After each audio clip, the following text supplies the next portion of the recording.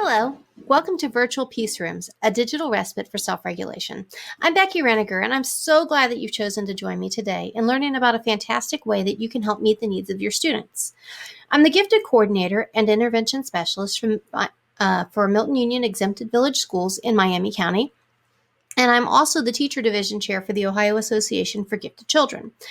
This is my 18th year in gifted education, and it's something that I'm very passionate about. The inspiration for my presentation today is kind of the result of a few different ideas colliding together. So late last spring, when we were all teaching virtually, I had more time to kind of check into some different resources and things, and I came across this group on Facebook called the Bitmoji Craze for Educators. And what it is it's a group of educators that are working together to share ideas and resources, and they're creating virtual classroom environments and incorporating a cartoonized version of themselves or a Bitmoji, and it's free to make, and they're really kind of fun and neat to incorporate in your classroom. But they were sharing some of the different resources that they were using to help make their online learning more engaging and interactive for their students. And so this past fall, I also had the wonderful opportunity of working with the Martha Holden Jennings Institute, and we had some different sessions. And one of the sessions that we learned about was the impact of trauma on student learning and some different ways that we can help address it in the classroom. Some of the strategies that we learned about included calming corners and virtual peace rooms to help provide students with tools and strategies for self-regulation so that they could kind of get back to a place where they were able to attend to learning. And while we learned about the virtual peace rooms, we didn't learn how to create one for our classrooms. So I thought, what a great thing for us to learn about today. Virtual peace rooms are spaces that are beneficial for all students. However, they also help meet the needs that are more specific to gifted students. There's the work of Dabrowski on overexcitabilities. It's led to some more research on this concept of intensities among gifted students. So, for example, Dabrowski's theory of overexcitabilities talks about psychomotor excitability, that need to move and touch and have that physical bodily interaction with learning, intensities for emotional intensities, intellectual intensities, sensual intensities where physical sensations. Sometimes gifted students are more sensitive to physical things. So for example, like tags on the back of their clothing, rough textures.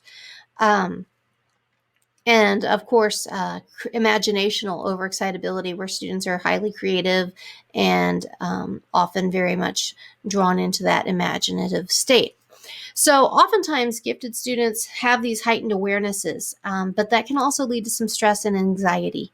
And additionally, it's not uncommon for gifted students to struggle with perfectionism, which can then interfere with their academic risk-taking and then their academic growth.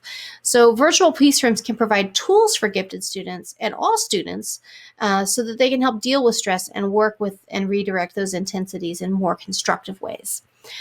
A large part of virtual peace rooms is that idea of mindfulness. So work done by Costello and Lawler showed that mindfulness can have positive effects on perceived levels of stress. In helping gifted students with stress management, Kaplan writes, stress can hamper the very abilities that make these students gifted. Stress clouds thinking, reduces concentration, and impairs decision-making.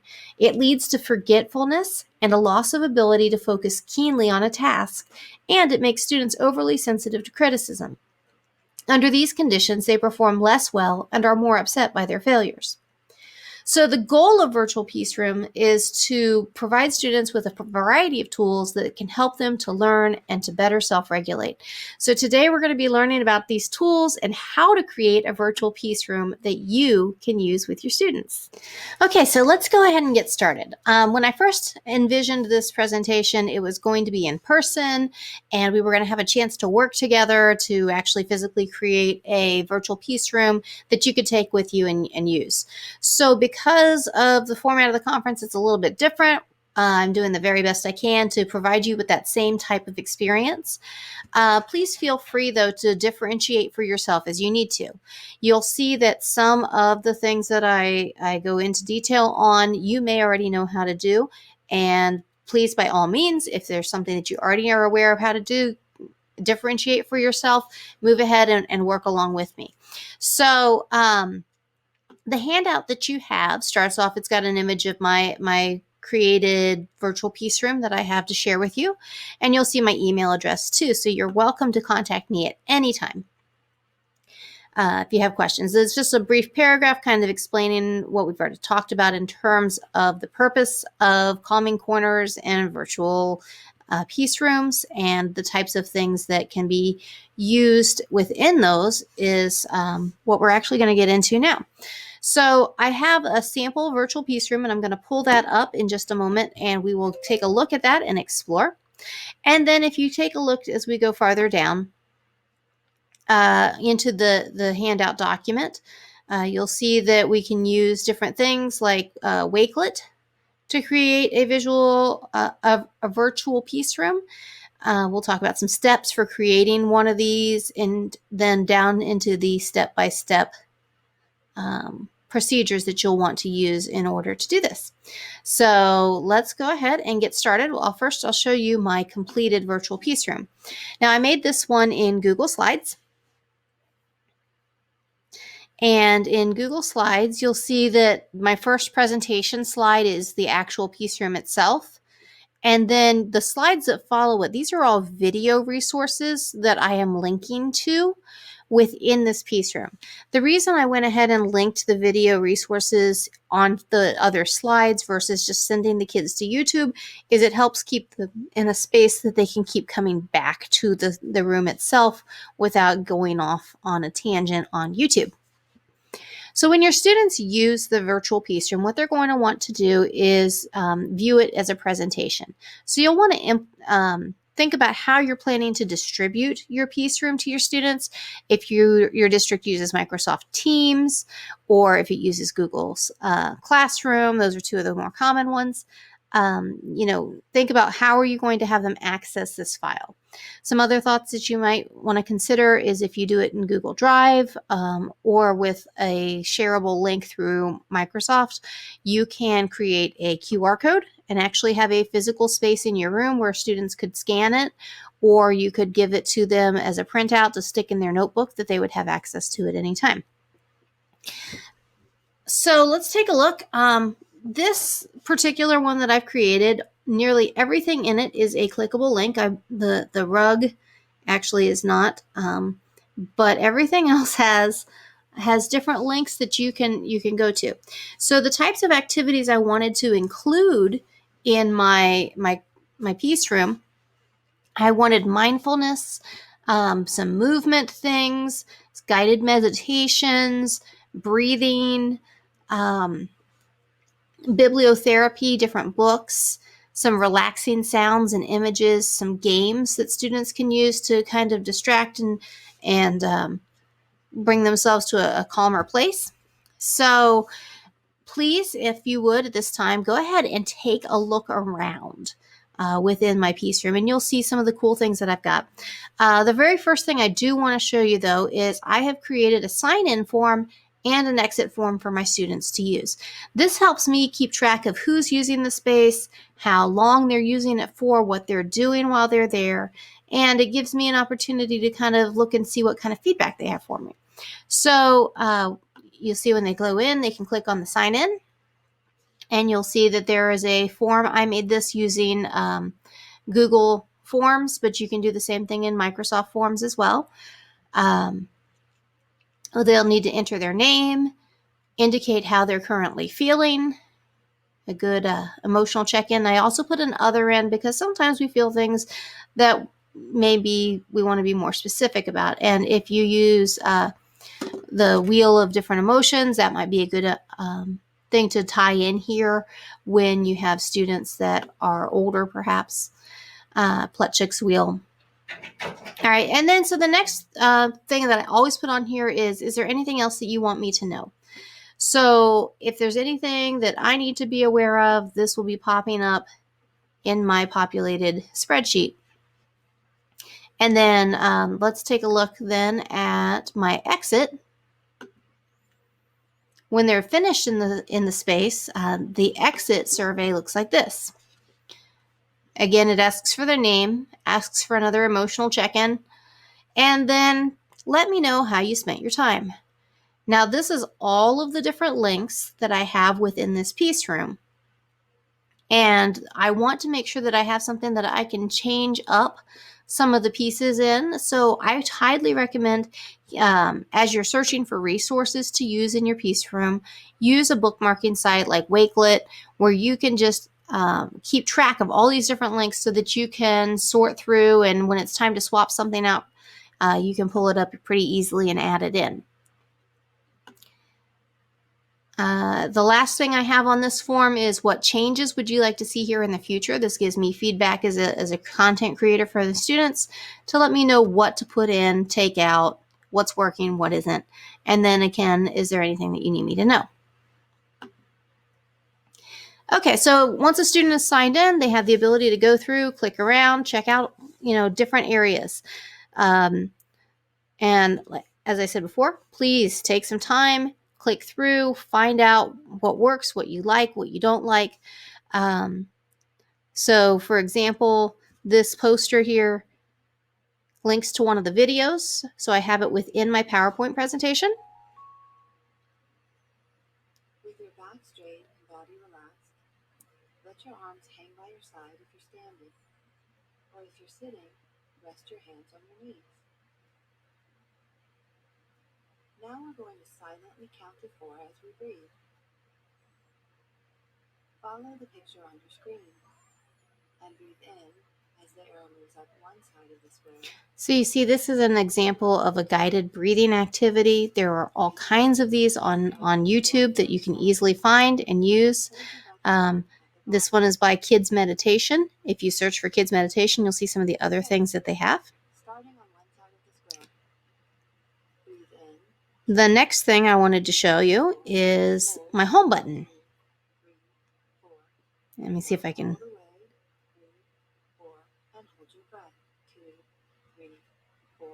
pause my video without, there we go.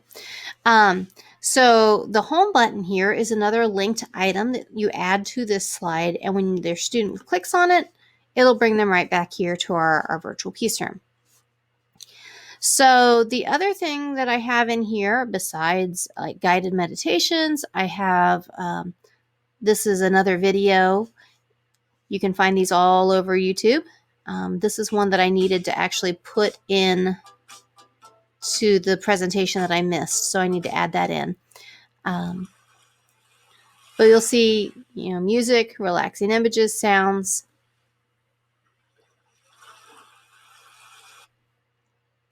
And you see why it's good to have the links stay within that presentation as much as possible. This one is a great resource that I really like a lot. It helps students deal with anxious thoughts. And it's a fantastic tool that students can use. They can, if there's something that's bothering them, something that's weighing on their mind, you just type that in. Public speaking, maybe. And then click done.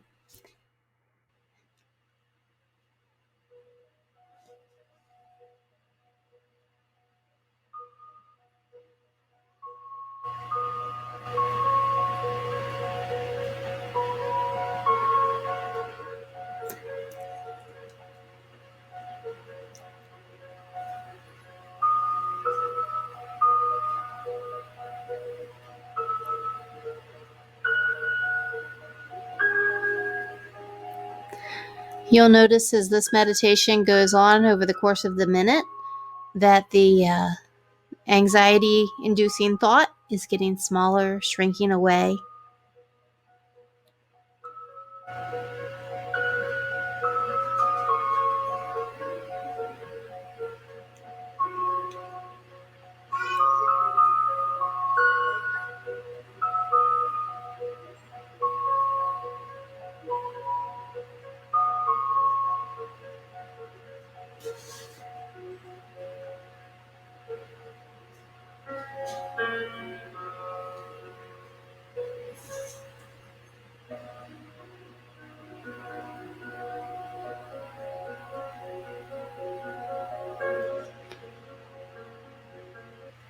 So I thought that was a nice way to help your students deal with some of those anxious thoughts. The flowers here is a game. This is an actual yoga video to help students practice some yoga movements, mindsets through Class Dojo. Using Jigzone puzzles to make puzzles. This one is actually a coloring book activity, and it's an online coloring book. So this publisher actually has different samples of some of their coloring books that you can actually send your students to do a little relaxing coloring online. You can, adjust the colors, and then it's just a matter of clicking, and filling in the colors, giving them something to focus and direct energy and relax and calm down a little bit. The tiger here is a link to a webcam, an animal webcam at the San Diego Zoo.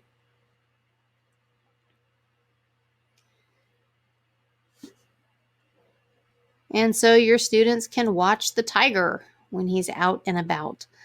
You can use all kinds of different animal webcams. It doesn't have to be a tiger. And if you just search animal webcams, you'll find a ton of them out there.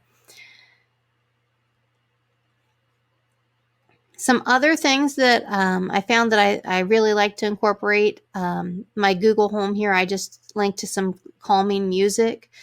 This notepad here is actually a journal prompt generator where you can go in and it will generate different prompts. The kids can choose any age or category. There's also for like elementary, middle, and high school.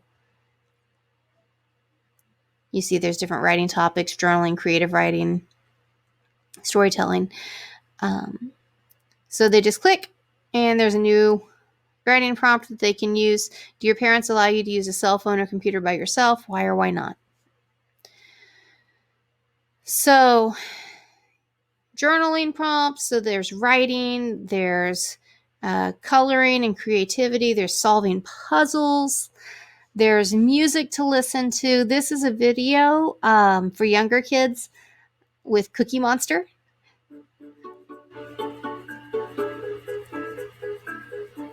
Here at NPR's Life Kit Parenting podcast, we've been looking into different strategies to help kids learn self-regulation, which experts say is an essential skill for success in school and in life. And today, we're joined by a very special guest from Sesame Street who has an interesting relationship to self-control. Hey, Cookie. Hi, Corey. Hi. Yeah, me self-control expert. Expert? Yeah. Really? Yeah, me control myself all the time.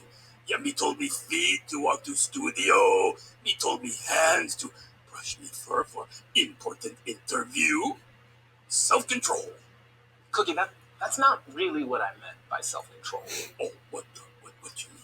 Well, I'm talking about self-regulation, like staying calm and resisting impulses, even when there's something we really, really want to do, like eating these cookies. Not eat.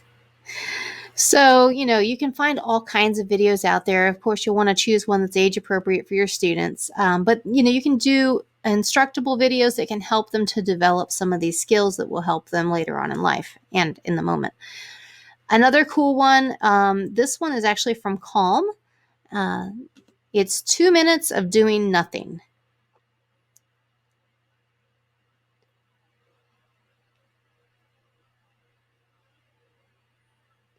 And ordinarily you would hear the ocean waves. I'm not quite sure why I'm not getting the sound from it.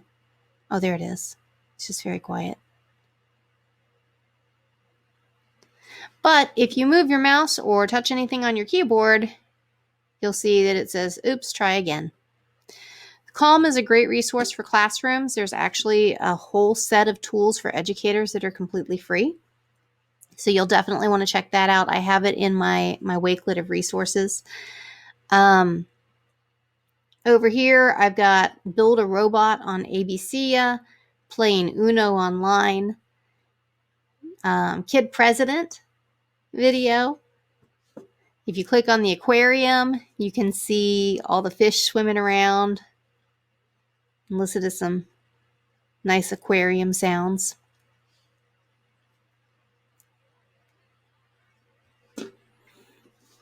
In my book section, I tried to select different books that are good for emotions and feelings.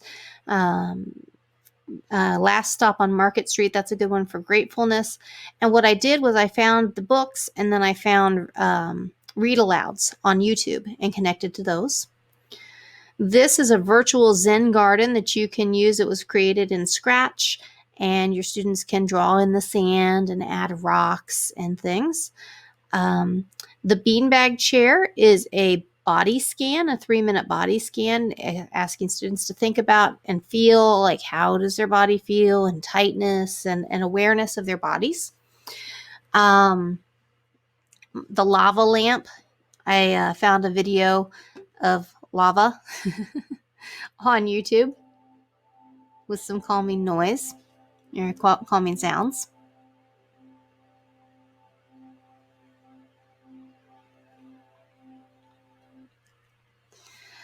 The tree, this one is another read aloud. It's actually the worry tree. And the video that I found shows a psychologist that works with children talking about how she uses the book in helping kids deal with worries. And then my favorite, and these are tangrams, but my favorite of the things that I have on here has to be the bubble wrap. So, it's a Scratch program for virtual bubble wrap. And you can actually go in and pop bubbles. So that's kind of an overview of the room that I've created. But the cool thing is you can be creative and design your room however you want to help your students. You can even engage your students in creating the space as well. So if there's things that they're wanting to show and put in, getting their input, especially if they're older kids, they can help collect resources. They can give you some ideas for what would help them to feel calm and relaxed and help them find a space that they have some ownership in as well. Some of the examples that I saw, it was kind of neat. The teachers had them do artwork and then took pictures of it and added the pictures of their artwork in like a virtual gallery within their room as well. Another one that I saw where the kids actually had their stuffed animals or comfort items. They took a picture of their stuffed animal, and then they had like a stuffed animal gallery. So like the what do you need to be calm kind of section. The last thing I have in here is actually my computer, and if a student clicks on it, it's going to bring up email so that they can send me a message. Now, you might want to consider putting your email there, or you might want to do one with, like, say, the school guidance counselor. Depends on, again, the age level of your students and what's appropriate for them. But kind of a space where it could lead to a communication if need be. Okay, so that's the overview.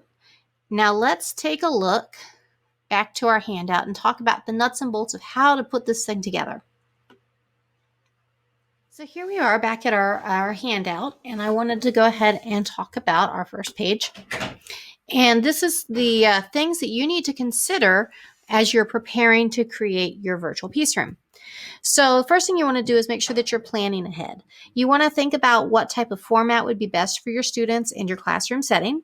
What type of resources would be helpful to you and your students? You can see from my example, I had a lot of different types of resources. So maybe you need more movement things, or maybe you want to focus on different meditations or music.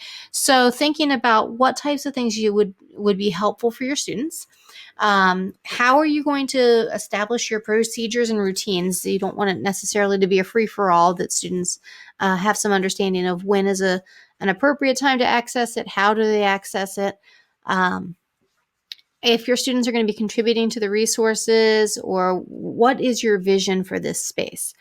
So you're going to collect the resources that you'd like to use in your space, and then there's all kinds of things out there. It's the internet. So if you in the handout, if you click the link here for some ideas, go here. This is my Wakelet that I have created as I've gone through this process to kind of help you guys manage and find ideas and house ideas. So you'll see it's got the picture of my my peace room that I made. And then I've created several different Wakelets that use other that kind of help group my ideas into categories. Wakelet is great for bookmarking. You can rearrange things very easily. It's super easy to add things in. You can use the Chrome browser tool. When you add that in, if you're on a website and you say, oh, I need to add that to my Wakelet, you just click on it and select which one you want to put it with. So you'll see that I've got lots of different things here. The first thing that we're going to do, though, is I'll show you the virtual piece room examples. So I showed you mine. However, there are lots of different ones out there on the internet, and this is just a handful of the things that I found. This Teachers Using Tech is actually created by a friend of mine that I used to work with in Miamisburg schools. And she has a whole website with a lot of the Bitmoji and technology things for educators.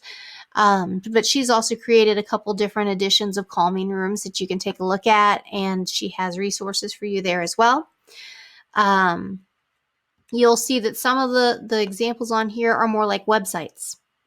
So, for example,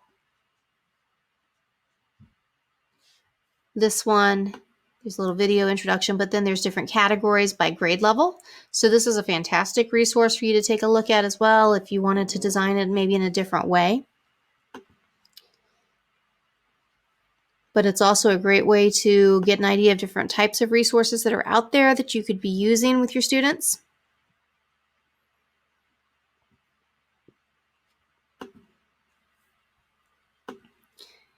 Another one that someone did, they actually did it within Wakelet.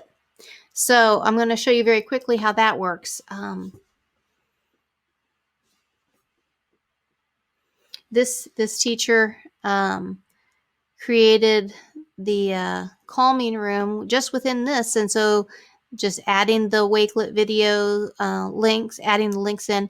Wakelet, when you have a video, it will play within Wakelet.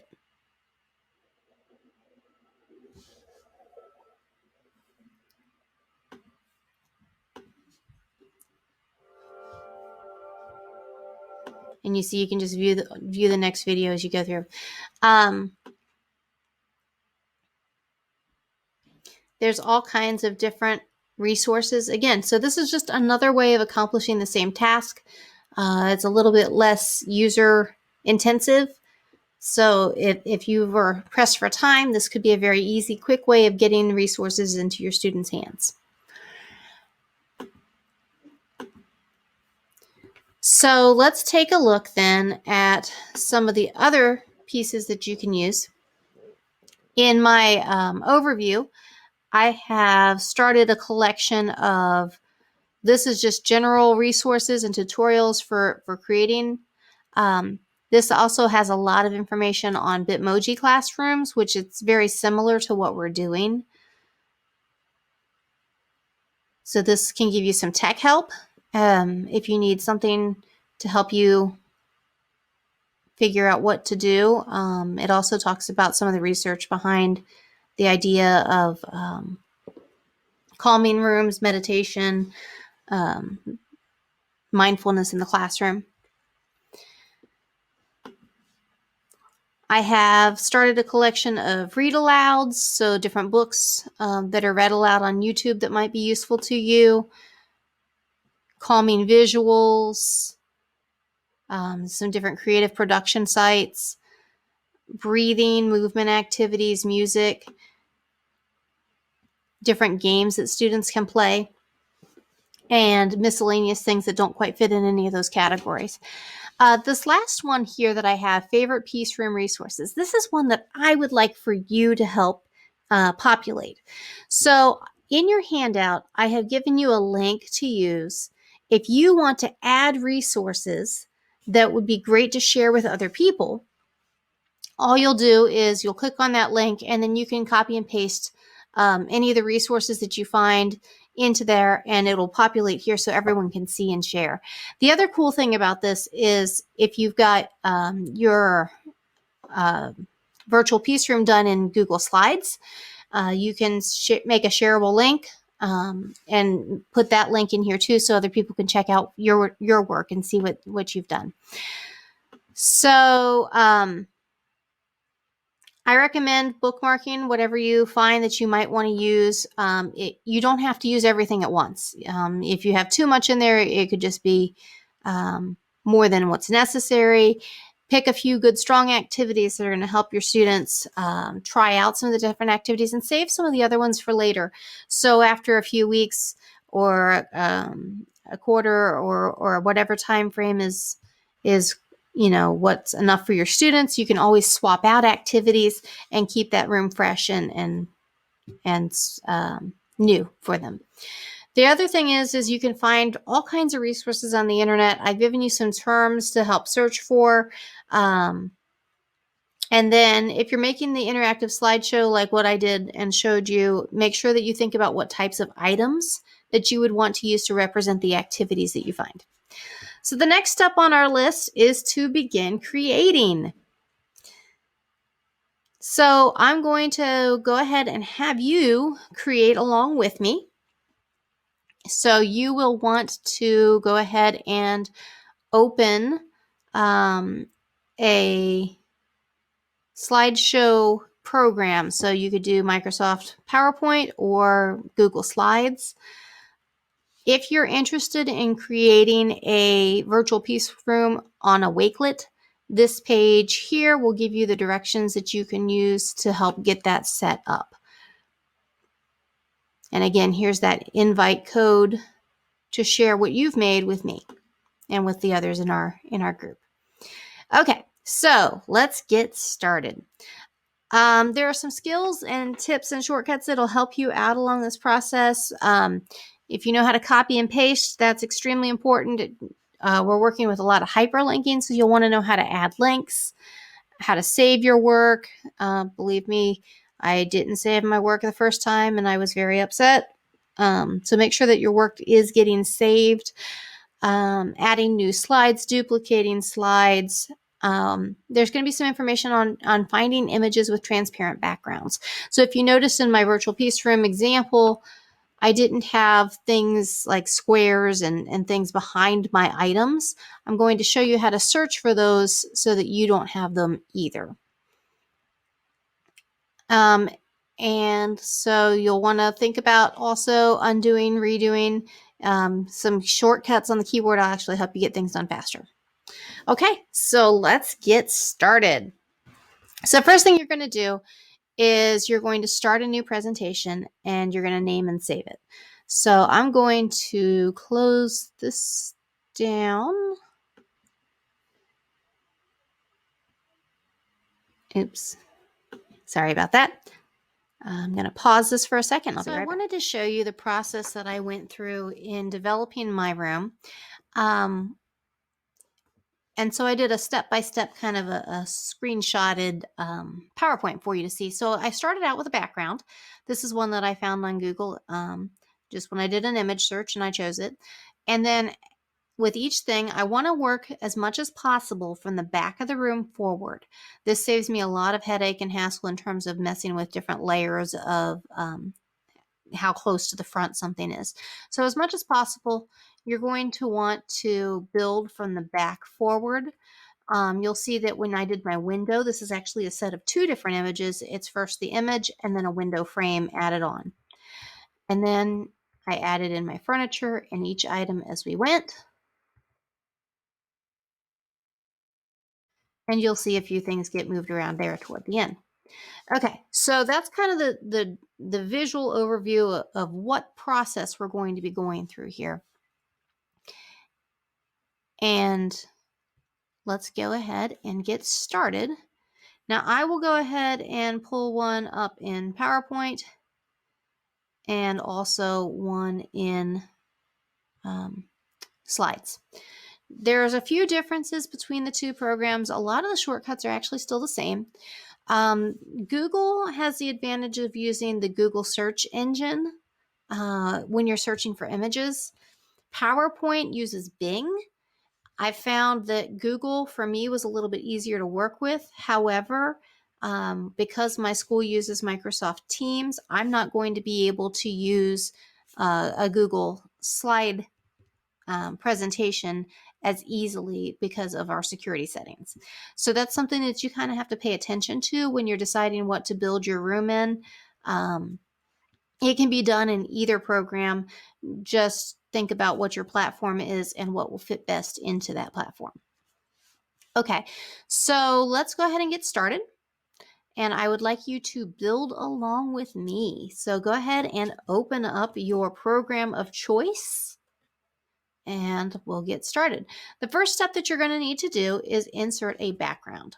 Now on PowerPoint, what you'll do is you will right click and choose Format Background. You'll see that there's a variety of options here, and one of them is Picture or Texture Fill. Then you're going to come down here to Picture Source, and you see there's an Insert button, and there's also a Clipboard button. Now, I've found that it's a little bit easier to go ahead and do your search in Google and use the Clipboard function versus downloading an image. Now, some teachers have actually taken pictures of a space in their classroom and uploaded that as well. So that's another thing you can do. So when we go to do our Google image search, we're going to look for wall and floor background. All right. And you'll see I get a bunch of images that pop up. So I'm going to click over here on images for wall and floor background. And this brings me to the images tab of Google. You'll see that there are a whole lot of options. Now, some of them have like copyright watermarks and things on them. You probably want to avoid one that has that. But you can take a look and see what you like for your room. And once you found a good one, ooh, I like this one. Let's see what happens when I do this one. So you'll click on the image, and then you'll come over and you will right click, and you can copy the image. That's one way you can do it, or you can just click on it and hit Control C. That's a shortcut that you can use. And then when you come back over here to your PowerPoint presentation, you'll see now that my clipboard is available since I have copied that. So you click on clipboard and you see where it's been inserted in. You can also change the way that it's offset. You'll see that I'm missing some of the image that I liked on there, so I can mess with how it's offset.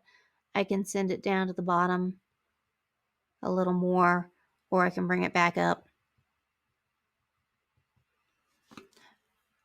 And since that doesn't look as good as I had hoped on my slide, I'm going to choose a different one just for fun here. So I'll copy my image, come back over here to PowerPoint, insert from my clipboard, and that one looks like it'll work a little bit better for me. Now, if you don't like the color of the wall, but you liked the floor, another simple thing you can do is you can add in a shape. Use a rectangle because that's the shape that you have, and then you can change and format that rectangle. On both PowerPoint and Google Slides, you're going to want to get rid of these text boxes. They're just going to be in your way. Like I said, if you want to change your wall color, you can just add in a square, or I'm sorry, a rectangle, and then you can change the color of that with different fills. You see this has got a solid fill. You can choose a different color. You could do a gradient fill to get more of a light and dark effect, and you can play around with all of those different features. But I like this one as it is, so I'm going to keep it there. All right, in Google Slides.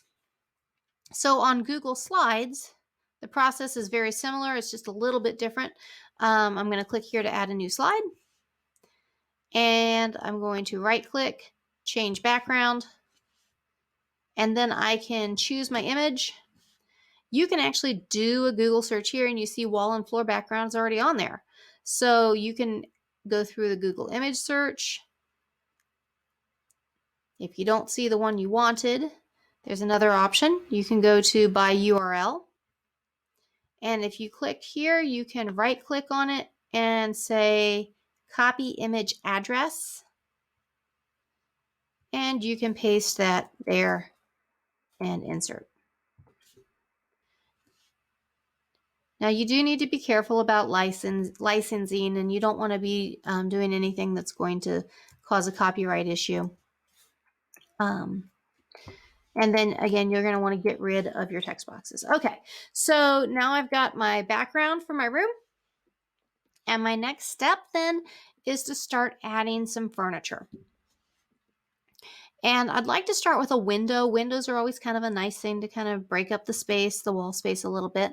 So what you're going to do is you're going to first think about what kind of a nature scene or guided imagery do you want to add for your window.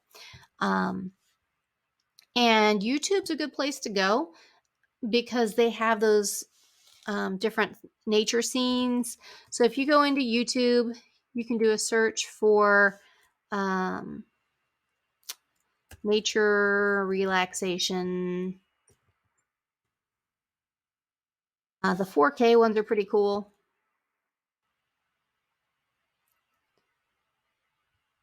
A virtual walk through the forest, flying over South Korea. There's a virtual hike. That one looks pretty neat. I like this one with the hike near a river through the forest. Ooh. Okay. So what I'm going to do then is say I want a mountain scene with some trees. I'll come back here to Google and look up fall mountain. And then in my image search, I'll pick one that I like.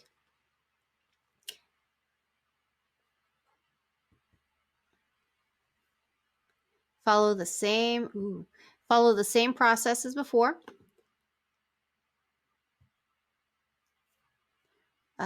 Where you can copy the image.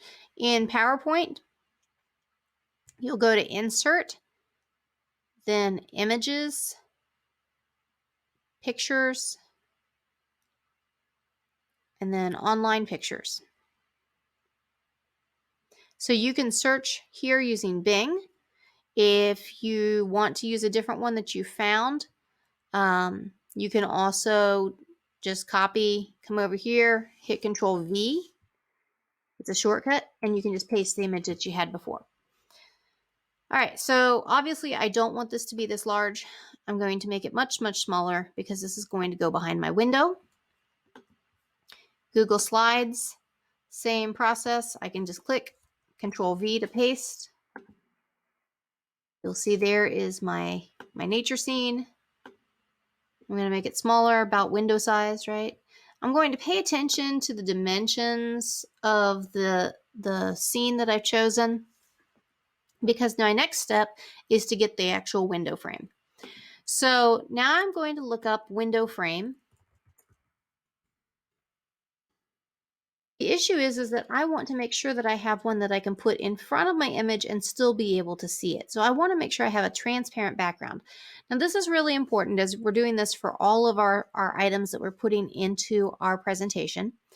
You're going to click on Tools, and then you're going to come over here to Color. You want to make sure that you choose Transparent. And this will help you get a window that you can see through. All right, so I'm going to choose a window for my room. I might go with this one. And I'm going to right click and hit Copy Image. And then come back here and hit Control V to paste in PowerPoint. And you see now you can see through the window. On Google Slides, you're doing the same thing. Make sure you click off of this image or it will replace it. And then you hit Control V, and there's my window. Now the next thing you want to do is you want to resize your window, and you want to resize your image so that they fit well together. This might mean doing a little bit of cropping, or it may be a matter of kind of distorting the image a little bit. So maybe I want my mountain scene to look about like that. I could take this image, right click on it, and I can go to crop image.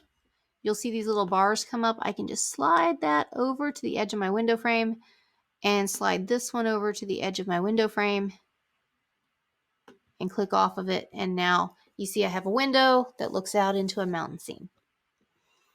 Something that you can do if you want to make sure that they stay together is you can click and drag to create a box around both items, right click and select group. And that way they move together and you can move them around as you need to. Okay, so that's your first step. Now, if I want to go ahead and add in my nature relaxation video, I'll do the same thing over on my PowerPoint. Resize images, make them fit correctly.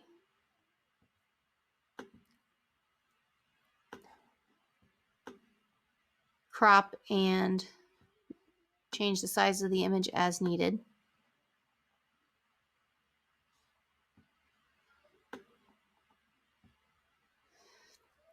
And then the next thing I'm going to do on this is I'm going to, see, it's a little bit easier with the other. Okay. And then the other thing I'm going to do is I'm going to make some links. Okay. So in my example video, you saw where when the student clicked on the item, it brought up another slide.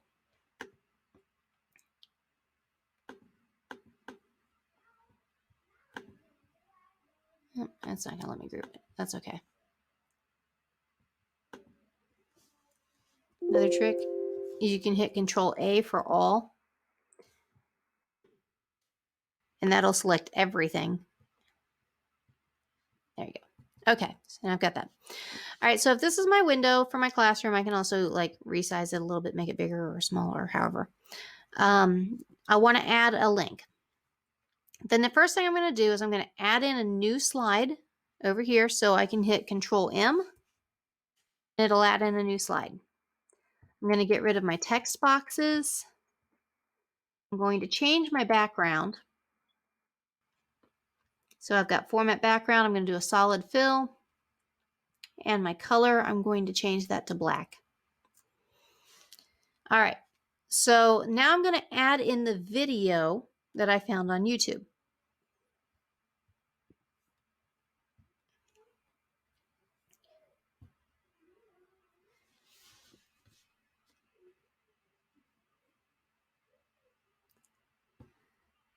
So to do this, you'll see on YouTube, there's a little share button. You click the share button and the link will pop up. You hit copy.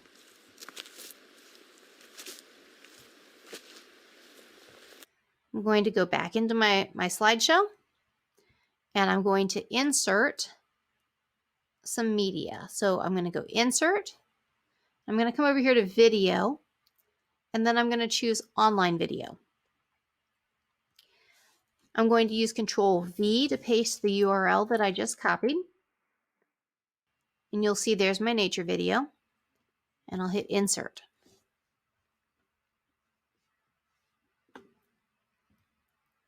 I'm going to want to resize this. You can add in comments to your kids or anything that you want to put there as a message for them for this slide. And then the next thing we're going to do is add in a return to home button. So you can insert an item. Microsoft PowerPoint has icons. I just typed in home and I found something that would work for what I was doing. Here's a house that's kind of cute. We'll go with that one. Okay, so you can insert an icon. Now that's not going to show up very well on my black background, so I'm going to change the color of it to white so that my students can see where it is. All right, so the next thing I'm going to do is going to start with the hyperlinking process. I'm going to right-click on my image, and you see that there's a link on PowerPoint. So you click link, you'll go to where you want it to go. So it's going to go to a place in this document, and we're going to always have it go back to slide 1. So there's where it's going to go. I'm going to click OK. And now when it's in presentation mode and someone clicks here, it's going to bring you back to this home slide. We need to do the same thing on this slide to navigate to our video slide. So I'm going to right click. I'm going to choose, I'm going to have to ungroup that because it doesn't want to let me link a grouped object. So I'm going to go ahead and click off there. Click on my picture, and I'm going to go right click to link. Click on link, and then I'm going to send this one to slide 2. For each item that you add in that has a different slide, you're going to want to make sure that you assign it to the correct slide number. Okay, so that gives us an interactive window on PowerPoint. On Google Slides, it's the same process. I can even hit Control M, add a new slide, get rid of my boxes, set my background color.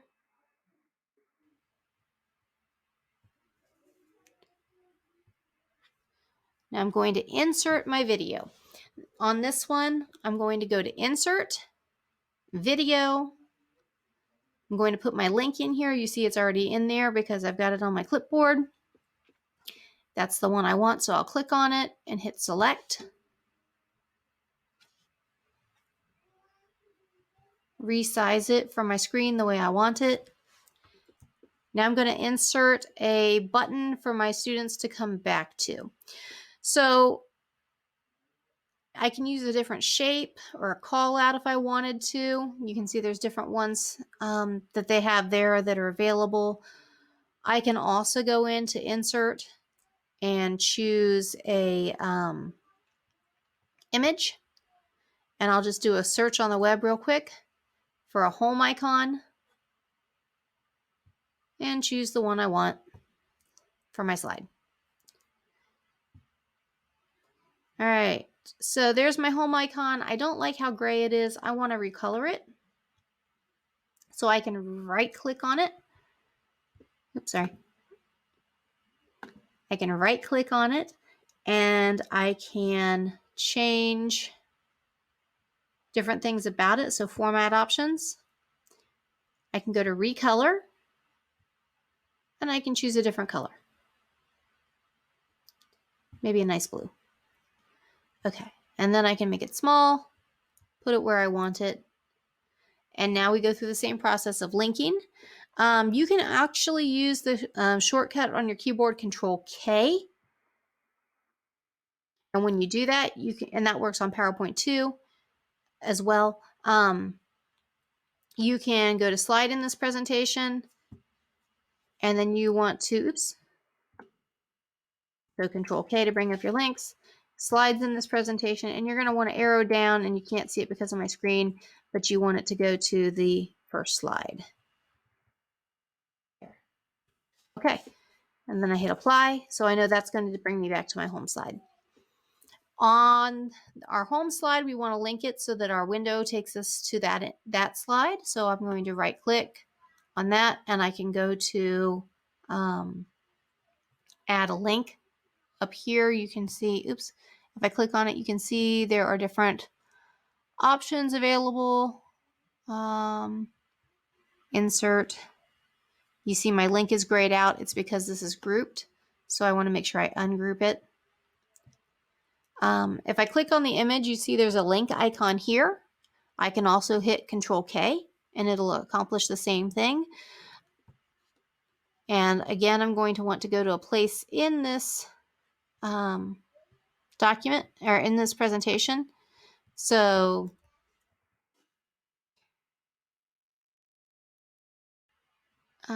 for some reason, it's not wanting to let me go to a place. Slides in this presentation, and then I want to go to slide 1. Or, I'm sorry, not slide 1, wrong slide. That won't work. Slide 2. And then I hit apply. Okay, so in PowerPoint and in Google Slides, you see that there are very similar procedures for accomplishing the same thing. The next thing you want to add to your virtual piece room is probably some furniture. So let's go ahead and take a look at that process. The first thing you'll want to do is figure out what it is that you're putting in your room. Maybe it's a bulletin board or a bookcase. Again, you want to start from the back and work your way forward. We're going to use the same process that we did for the window frame. So let's say I want to add in a whiteboard. Or maybe a bulletin board. So you can type in bulletin board. Again, you'll go to Tools, Color, Transparent. I want to choose one that works with the angle of my wall. It would look very funny if I went with one that was kind of at an angle like this. So I want to make sure that I choose a corkboard that works for my room. And I can click on it, right click, copy image, or I can save the image location. And I'm going to hit Control V to paste it into my room. I'm going to do the same thing in PowerPoint, just so you can see. Control V brings up the same item. And then you can resize, you can rotate, and so on and so forth. Oops. If I want to move both of these items, I want to make sure I've got them both selected. There we go. Okay. Now, my bulletin board, I probably don't want this to be something that a student clicks on as an individual item, but it does give me a background for other things that they may want to click on. Maybe a next thing I want to add is a bookcase. That would be something that I would want to use to display any of the bibliotherapy resources that I have. So you're going to follow that exact same process of searching for the item that you want, making sure that you have the transparent setting, and then you're going to choose one that works for your classroom.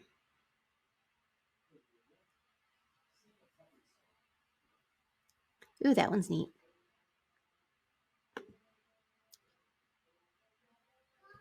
All right, so now that I've got that, I'm going to come back to my presentation, hit Control V, and now I have a bookcase to add books to. You're going to continue this process as you go through. It's really the same exact process for adding each item in. Let's go ahead and add in an aquarium so that you can see how I do a link that goes, well, actually, if I do the aquarium, I'll do the same process that I did with the window and the slide image. So let's say I want to add in something like my Pixel Thoughts resource. All right, so maybe I want something like a galaxy lamp. Let's see what that looks like. Ooh, those are really neat. So I'm going to go here to my tools, color transparent, and I'm going to pick one that I like. Perhaps this one's pretty neat.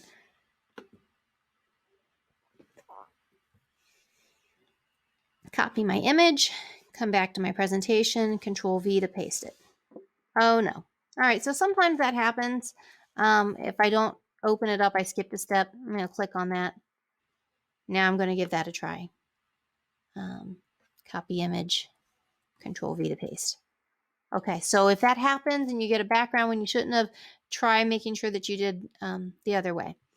All right, let's say I want to put my little Pixel Thoughts on top of my bookcase. So I'm going to resize it, make things look proportional. I may want to make this bookcase a little bigger, honestly.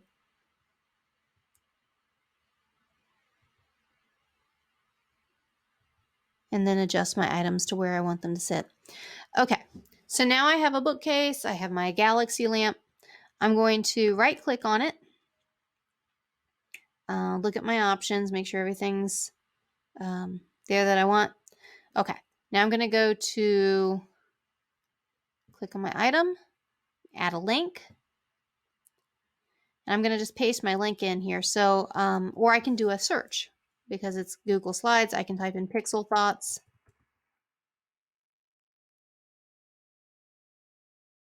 And you'll see here's my address, pixelthoughts.co. And then I just hit apply.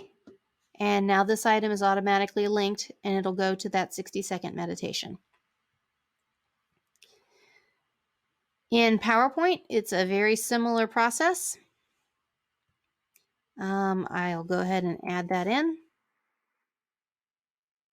Here's my Galaxy lamp.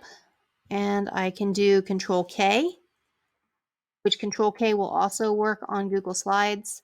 And then I'll just want to make sure that I choose existing file or web page. And then I will put in the address, www.pixelthoughts.co.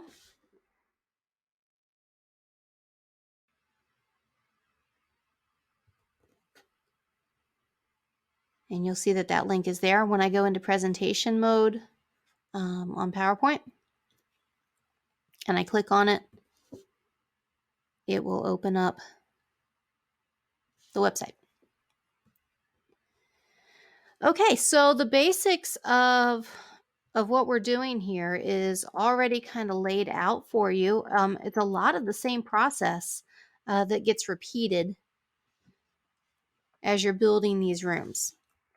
Now, in the event that you put something in and then you decide you want to put something behind it and you need to change the order of objects to make it fit, like you see here, my bookcase is actually behind or in front of my Pixel Thought, and I don't really like that.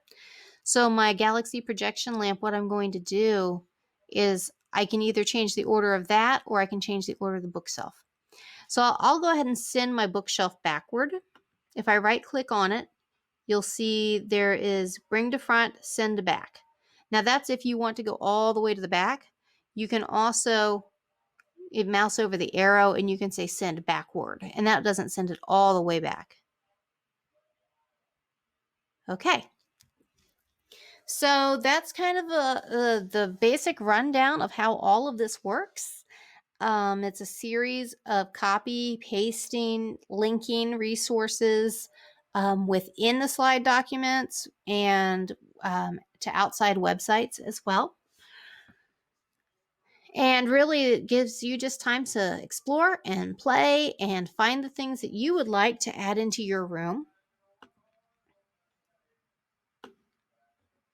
And I'm going to move this. Oops. And you can rearrange things as you go. Some other things you want to think about perhaps is a rug. Rugs add in some nice depth to your room. You don't have to put one in if you don't like to, but again, it just gives it some of those homey touches.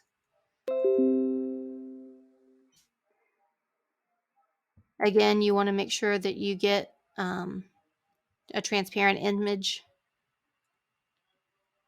so that you don't have a bunch of other furniture.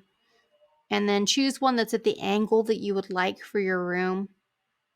If you go with something that's vertical, you're going to have that same image right on top of your floor. So I want one that's kind of angled here. Whoops. There you go. Copy image. Go back to my presentation. Control V. And again, these are for your personal classroom use. Please do not market these, as you will have copyright issues to deal with. So there you have it. Now you see I'll need to send this backward because I don't want it on top of my bookshelf. So I can go in Google here to send it back, and that'll work too. Okay. All right, so let's visit our handout again and make sure we covered everything in terms of the process for building the room.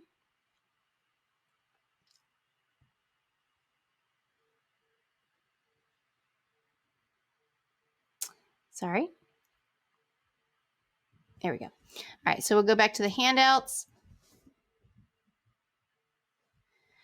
All right, we talked about how to add in the background. We've talked about adding in images and the process for doing that. And all of that is outlined in your handout step by step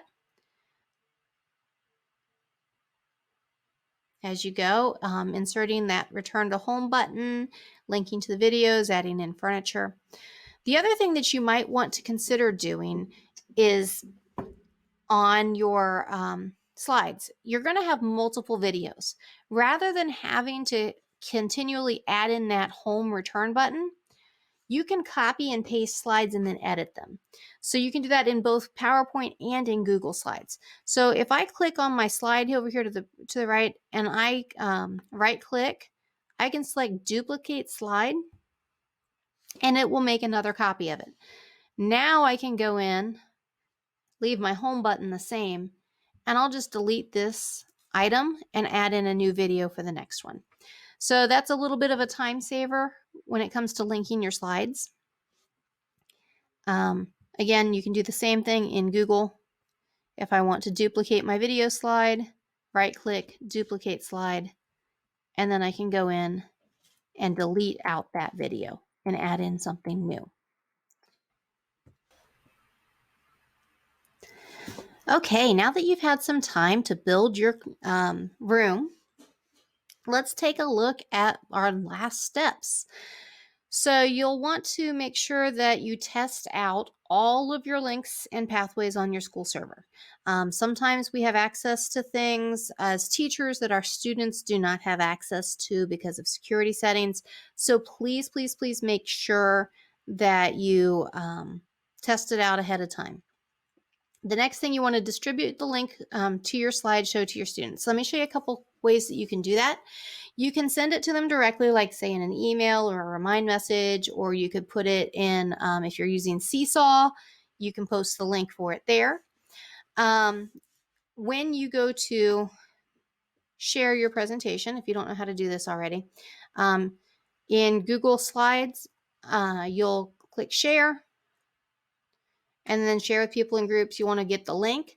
Make sure you watch your permissions that anyone on the internet with this link can view it. So you can change that if you wanted it to be editing. Don't let your students edit it. But you'll want to copy the link. And then you can go from there either into your LMS, or you could upload it into Google Classroom. The other thing you can do is if you wanted to have, say, a scannable QR code that your students could actually have a physical place in the room, maybe it's in addition to a calming corner that you have, or if you wanted to have something that your students could access it like in a binder, all you have to do is search up QR code generator and pick one. Then you enter the link for your presentation, and then you can download the scannable QR code and then print it out. Make sure that you take some time and teach your students about the room, its purpose, what things are there, when it's an appropriate time to use it, and how it should be used, and then any rules or procedures that you have. Like if you have a sign in or sign out sheet, and I can show you how to create one of those very quickly. And then you want to regularly monitor and make sure that the room has got beneficial resources that are up to date. Sometimes links and things change on the internet as well. Okay, so that is creating a virtual peace room in a nutshell. And I hope that if you have any questions that you feel free to reach out to me. And I really hope that you share the awesome work that you're doing and the things that you find with me on Wakelet, so that all of us can share and see what we are working on. So real quick, I'll show you how to do a sign in, sign out sheet. The cool thing about it is if you use like Google Forms or Microsoft Forms,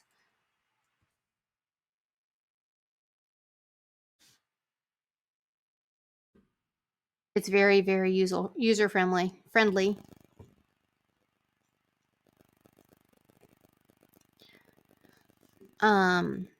And I'll just pull up my check-in so you can see it. When I do it, to go in and edit, I just hit the plus button to edit questions. You type in the question, it'll actually give you suggestions for the type of item. Here, I'll just add one. You can drag them around very easily.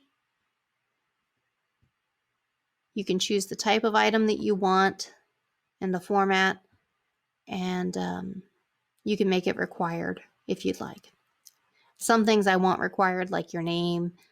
Other things like, is there something else that you want to tell me about? I don't make that a required thing. Okay, now the cool thing is once you get your responses, you will have the ability to view it in a spreadsheet. So this is Google Forms,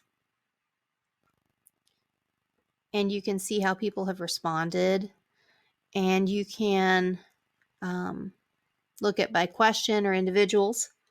You can also click on the spreadsheet button and view it as a spreadsheet.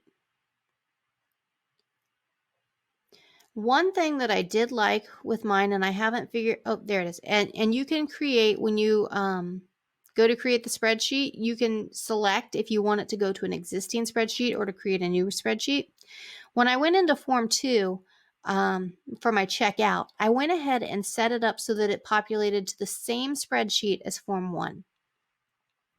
And so what that does for me is it adds in Form Responses 2 as another tab on my spreadsheet. So you see here, I've got my check-in information and my checkout information. When I tested this out before, I didn't put the words in for the emotions, and I had option 1, option 2, option 3, option 4, option 5, and that didn't work out for what I wanted to see. So after the fact, I did change those, and so when you fill those out, it should populate with the actual emotion. All right, so when I go to add this to my piece room, the thing that I'll want to do is click send via link. Then this is the link that I copy and I link to from my Google slide. And that'll bring the students to the form that collects it all. Okay, now I believe I have covered all of the things that I have set out to cover. And I've enjoyed giving this presentation and giving you an opportunity to be creative, try some new things, and hopefully help out your students.